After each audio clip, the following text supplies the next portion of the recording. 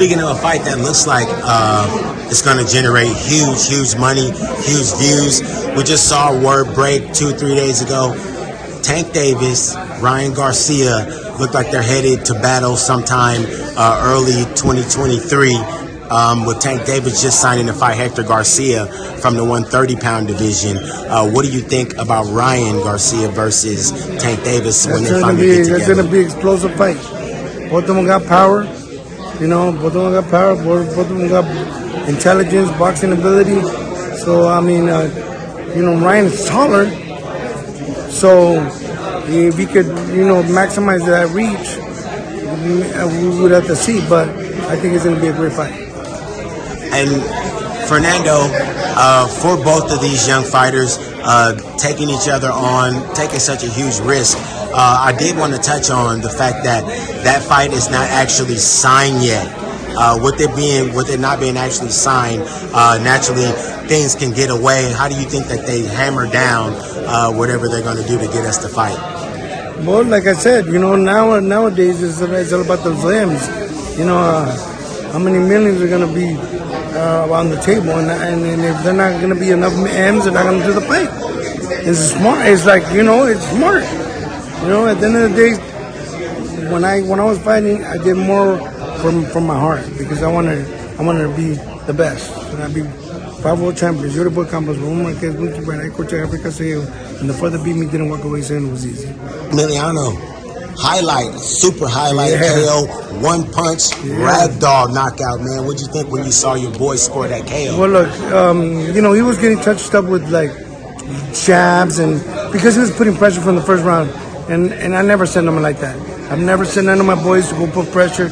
I've always tell them, box first intelligent, then being smart. Primero inteligente, luego valiente. First, we box, we use our intelligence, we look and see what's open and what's not, and then we finish up how we have to do it. But at the end of the day, he got caught with a few punches that were not to my liking. I sat him down at the second round, before the second round started, and then after the first round, then I said, "Son, what are you doing? Box is full. Keep your hands up. You're getting hit with unnecessary little shots that are not big, but they're not something I'm used to getting hit with. So I need you to keep your hands up, box, and send him to the ring, and he's gonna run into something." And that's what he did. That's what he ended up happening, and that's all she wrote.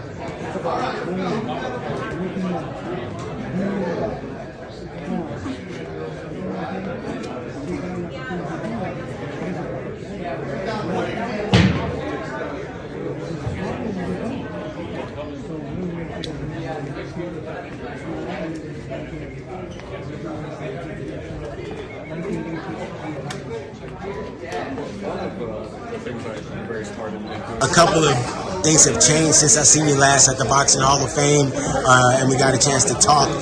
Spence Crawford looks like it's off for right now, or being delayed. A lot of different finger pointing back and forth. What are your thoughts about the big mega fight not happening this year? Man, I would love to see that fight. I think both of them are great talents, are great fighters. They're no joke at the end of the day. So I'd love to see that fight. Hopefully it happens.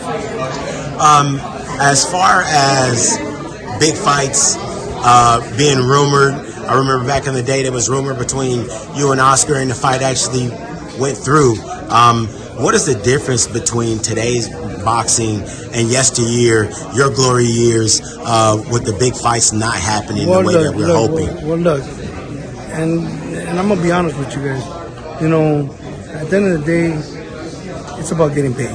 You know what I mean? Once you reach a platform of being a name in the sport, and if you get an opportunity to fight a big mega fight, the M's got to make sense. And me, I really didn't care. You know, so at the end of the day, I still made a substantial amount of money. But if I would have been like these guys are now, I would have been like double what I made. So at the end of the day, I still made $33 million in my career. So at the end of the day, what I'm saying is like these guys are smarter because hey, at the end of the day, we're risking our life each time we step into the ring, and you know we gotta know that our health comes first, and I believe that. So you know when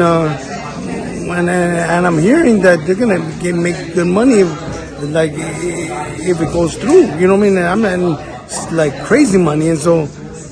Well, what we're gonna do is just take my hat off to him. That's what you need to do that for you to be 100% in. Hey, more power to you. Fernando just showing off the six-pack, man, ahead of the media workouts here for his son and Cepeda and Regis Prograis. I wanted to ask you, Fernando, what are your thoughts on the main event? Cepeda, Regis Prograis, man, promises to be a banger. Hey, man. Sean is no joke. You've seen him against no relation to me against Vargas, and he did it amazing. And you know you can't count out a Mexican at the end of the day. You know what I mean? So I got nothing but love for both of them, both fighters. You know what I mean? But Cepeda, and I read with Jose, and he's a good dude. We've heard a lot of talk, the last couple of events that we've had since we found out that Chon and Regis are fighting. A lot of people picking Regis to win by KO. But talk to us, Fernando, about Chon having power in both hands. Particularly, he's a guy that switches. He doesn't get credit for switching from lefty to righty, and scoring knockdowns and knockouts from those positions. Talk to us about that. That's what I'm saying. It's like, is Regis ready for that? You know what I mean? Has Regis seen anything like that? You know, and Regis is a great fighter himself. You know, a great talent. But has he seen anything like that before? You know, a fighter that switches from orthodox to southpaw and can fight southpaw the whole fight if he needs to. So I think that's just it's going to be a great fight. And when we go back again, Fernando, I really want to visit this with somebody with your boxing acumen. Have you ever seen a fighter like Chon Cepeda that switches from southpaw to orthodox in between the same combination? I've seen him switch from southpaw to orthodox while throwing four punches. That's dangerous. But if he can do it, you know, more power to him. But I'll tell you who does that. Who knows how to switch from orthodox to southpaw? That's my son, El General, Emiliano Fernando. As a matter of fact, not in this fight, but he's done it in different fights. As his pro debut was not too long ago, but you know we're ready to go. Thank you so much for watching this video, and make sure to subscribe for more videos of your favorite fighters over here on Fight Hub TV, and give us a follow online as well at Fight Hub TV on Twitter and on Instagram. We appreciate it, guys.